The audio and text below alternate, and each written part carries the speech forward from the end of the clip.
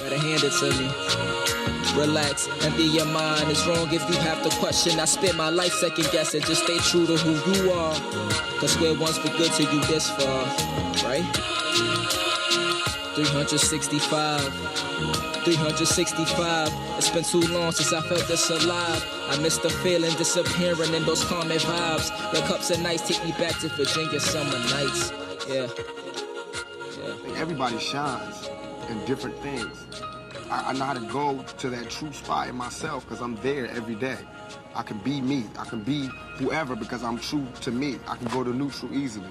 A lot of people, black, white, Mexican, young or old, fat or skinny, have a problem being true to themselves. They have a problem looking in the mirror and looking directly into their own souls. I can look directly into my face and find my soul. It's there. It's not sold. I didn't sell it. It's still within me. I still feel it. My heart is still connected to my body. Everybody can do it if they just can go to that spot. I guess all the things that happened to me in my life allow me to go there easier.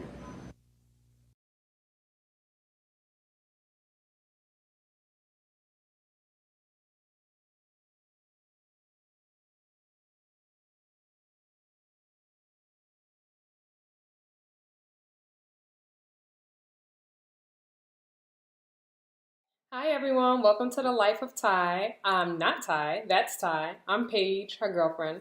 And today I guess is a special episode, so let's call this one Life of Ty Pay, because we are one. This episode or vlog is going to be about some good questions to ask Paige on how to support someone that may be going through episodes of depression or dealing with a loved one that has anxiety. I use anxiety and depression a lot because that's something I specifically deal with. I don't want to speak for, although all mental illnesses are important, I don't like to speak for every mental illness because they do have their different characteristics. So, just a disclaimer, I'm not a mental health professional and this isn't necessarily my area of expertise, but I'm just giving my personal account of being supportive of my partner who suffers from anxiety and depression. What would you say was the hardest thing about dealing with a partner with mental illness? The hardest part for me is probably not understanding where you are on a day-to-day basis, because some days you might have a good day and you might not be suffering as much, and other days you might be really down. And sometimes, at the beginning I internalized that a lot and felt like it came from me, like it was something that I did or something that I caused. But as time went on, I began to realize that it's not necessarily something that I've done that has created a change in her attitude or a change in her demeanor. It's something that I couldn't control. It had nothing to do with me.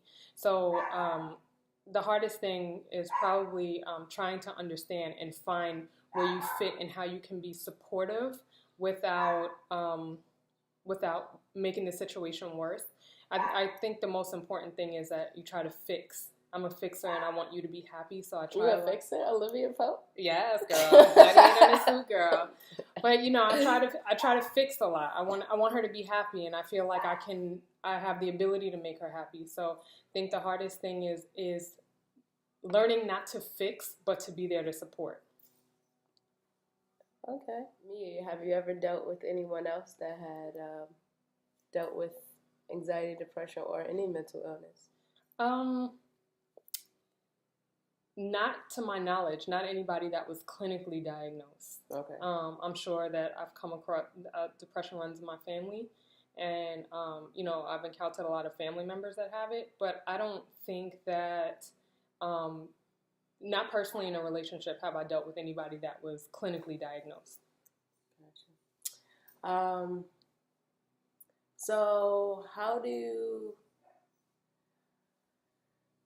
I was going to say, how do you take care of them by maintaining your life? Mm-hmm. But really, how do you continue to take care of yourself knowing that your other half is like, I know that has to be hard, like suffering. It definitely is hard because I have to find balance within my own life. And I think that is also challenging because while you struggle to find balance, I also have to maintain and find balance so that I can be a solid support system for you. One thing that I realize is that you kind of have to, your life can't stop because someone else's life is temporarily on hold or at an unsure point. You kind of have to keep going. And so I try to do the things. Welcome to New York. That would be sirens in quiet Queens neighborhood. But I would, jump into that. I try to maintain balance in my life by doing the things that I love. I'm an avid cycler, so I like to get out on my bike. I like to watch reality TV, a lot of trash TV. But of the things that I like to do, I make sure that I maintain that balance by continuing to do the things that I love. And if I'm not my best me, then I can be a better support system for you. Okay. How hard was it to support someone who couldn't get out of the house and some days couldn't get out of the bed? That's tough because in my eyes, it's like, okay, you can get up, okay? All you have to do is get up. I'm here. Here's something to do. Just get out of bed. Go take out the trash. Something super simple. Get out of bed, take the trash out of the house, and put it in the back. But I started to realize that those things, even though they seem simple for me or easy for me, they weren't necessarily easy for you. So basically what I had to do was just be there for you and ask you how you were feeling and ask you if there was anything that I can do. Or really it's about patience and allowing her to find her comfort, what she was able to do. And I had to be sensitive to what she was able to do or what she felt like she was able to do at that time, and be very, very patient and just let her know that I was there as support. If you can change anything about the process from your point of view, what would it be? Anything?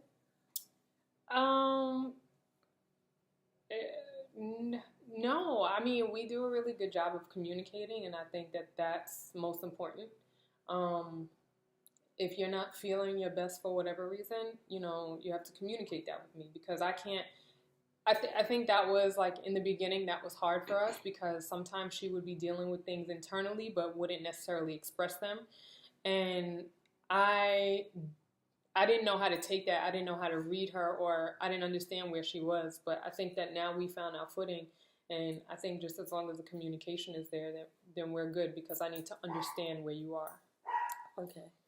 And anything stand out, or anything positive, or I guess positive that you learned? That life is very interesting with somebody who deals with some form of mental illness, because you never know what to expect. You can be really up here one second and everything's peaches and cream, and then the next minute, not so much. But yeah, it's interesting, and it's not necessarily interesting in a bad way. You kind of learn how to adjust, especially for me, somebody who's so regimented and so used to having a schedule and the monotonous day-to-day.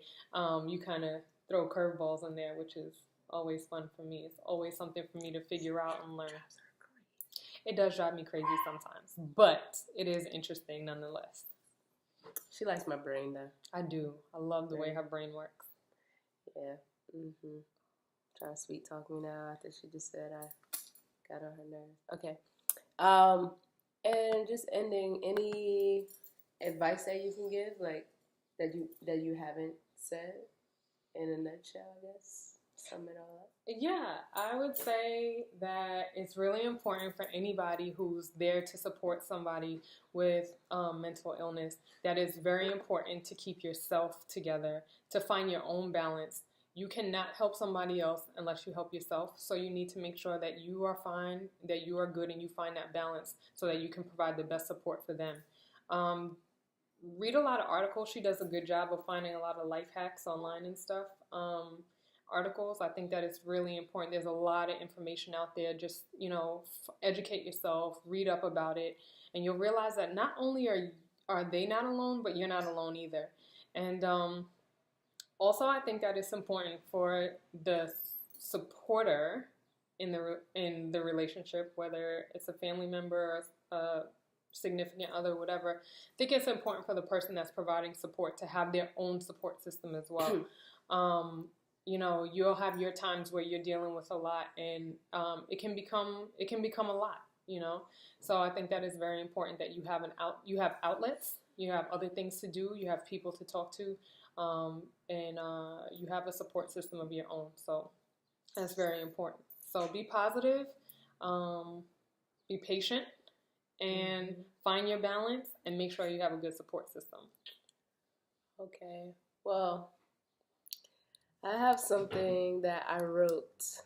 Actually, I found this morning, that I wrote. It says January 2014. You can't read. I'm supposed to read it to you. Well, I have to read it to you through here because I don't know it by heart. But on January 16, 2014, I wrote, "So, my lady, there is something I want to tell you. I've been stressed lately. Nothing with you. I just want to be good. I want to be great. I want to be secure. I want to be stable. Transition is so hard. It really is. I try to stay strong, but it's crazy. No one to tell you what to do or how to do it. I love the freedom, I do, but finding that right direction is so intense. I know the direction is just establishing it. I know with all of me, I will be successful, stable, have a beautiful family that I want to and will give the world to.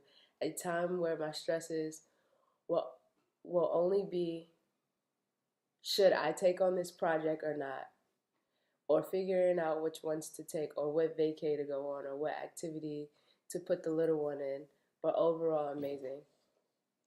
I just want to thank you for being here for me during this time. I can't stress my appreciation enough for your understanding. I know you get lost in translation sometimes and don't quite understand things, but I love and appreciate your trust. I got this by any means necessary. You mean so much to me. Sometimes I get consumed in my mind, and you know how to bring me out of it and make me laugh and loosen up. I think that's why I've been feeling pain and tension lately, just stress, a lot of thinking. This transition is intense, but I'm so lucky to have you. And I love you." Oh, I love you too. Oh, don't cry. Thank you, baby. Oh, gosh. She's a big baby. I am, but people don't know that. I know that. I love you too, baby. Lee knows that. Well, thanks for checking in with the Life of Taipei today. Stay tuned for more videos, more to come. She might be back. Maybe.